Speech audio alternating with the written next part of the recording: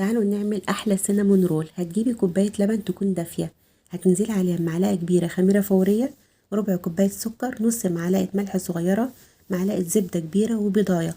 هتقلبوا كل المكونات مع بعض، هتنزلي بيهم على 3 كوبايات دقيق. هتبتدي تقلبي وتعجني لحد ما يديكي عجينه ملمومه وطريه وفيها سنه تلزيق خفيفه. هي دي عجينه السينامون.